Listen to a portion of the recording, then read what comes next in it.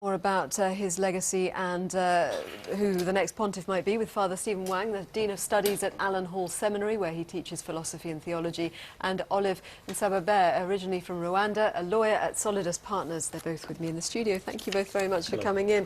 To you, first of all, Father Stephen, what was your reaction when you heard the news this morning? Well, it was just a huge shock. I got a text when I was having a coffee with someone this morning and I couldn't quite believe it. And I think that's the feeling throughout the Catholic world and the Catholics that I've met today. But on the other hand, I think we will look back at this and think it does make sense of the man, because he's always someone who has done what he believes is right. He's someone who's always acted with integrity, and in his heart has been a desire to serve the church, to serve others. So there's a sort of paradox here that if he feels he can best serve the church by stepping aside, that fits with what we know of this man.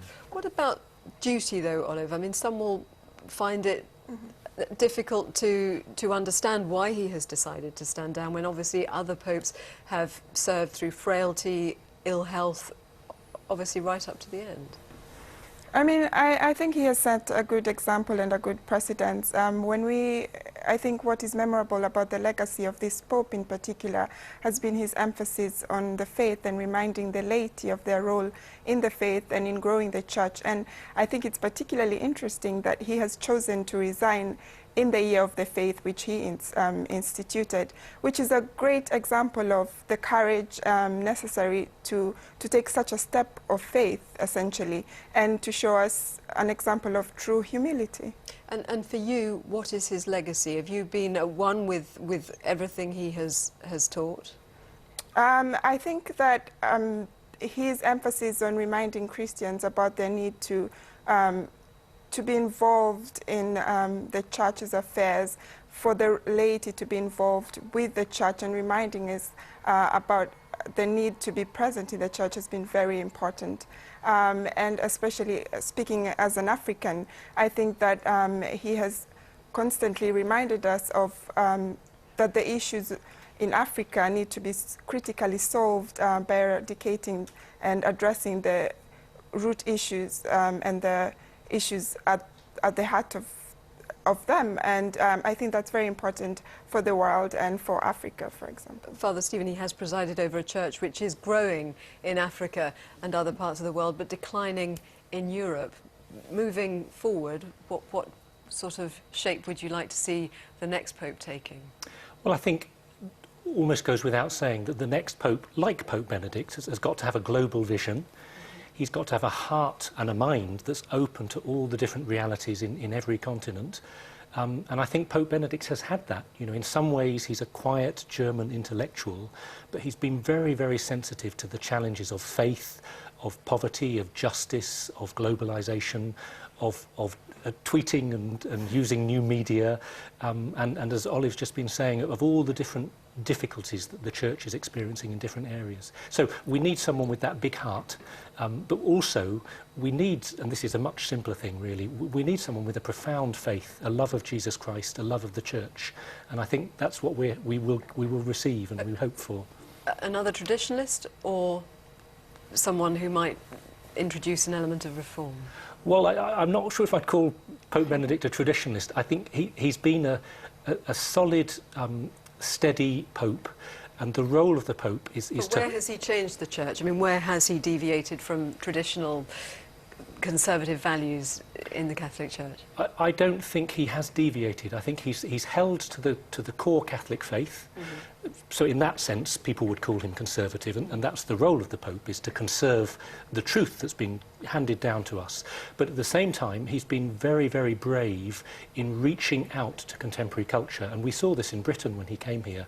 The fact that he wanted to dialogue, the fact that the key moment for him was going to Westminster Hall, not to criticise, but to have that genuine dialogue with British values, with secular values, if you like. So there's been a holding on, but there's also been an opening out, and I think that's the beauty of his pontificate.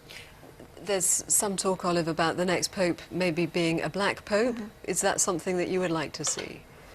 I mean, I think ultimately whoever is elected Pope, I would rejoice because I have complete confidence in the selection process. It's a time of reflection, a time of intense prayer.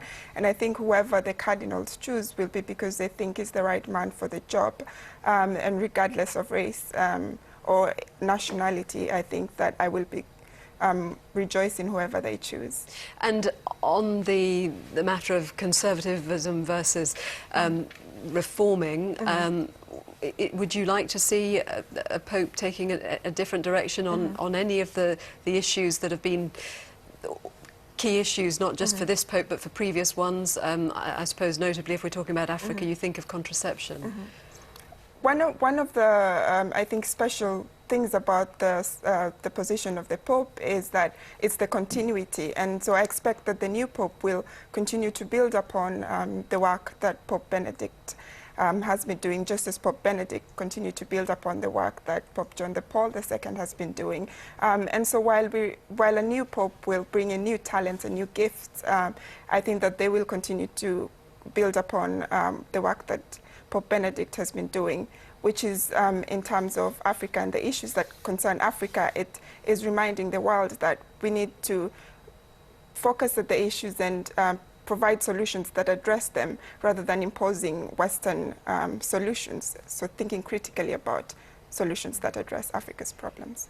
600 years or so, Father Stephen, since a Pope last resigned, so we're not used to having a situation where there is a former Pope still around. Do you think there'll be a role for him, or will he just sort of disappear quietly and not speak out? Well, I think all of us, Catholics and non-Catholic, are genuinely curious about how these next few weeks will unfold, what it means for a Pope to be coming to retirement, what it means to have a conclave when the former Pope is still alive.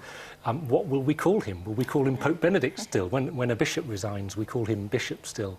I think it's an unknown, but just to take him at his word, he wants to retire to a time of prayer, praying for the Church. So very much continuing a ministry, holding the Church in his heart, but as we've heard, to hand over to someone who can do that with a little bit more energy of mind and heart and body. Thank you both very much for coming in and talking to us, Father Stephen Wang and Olive Nsababera. Thank you. Thank you.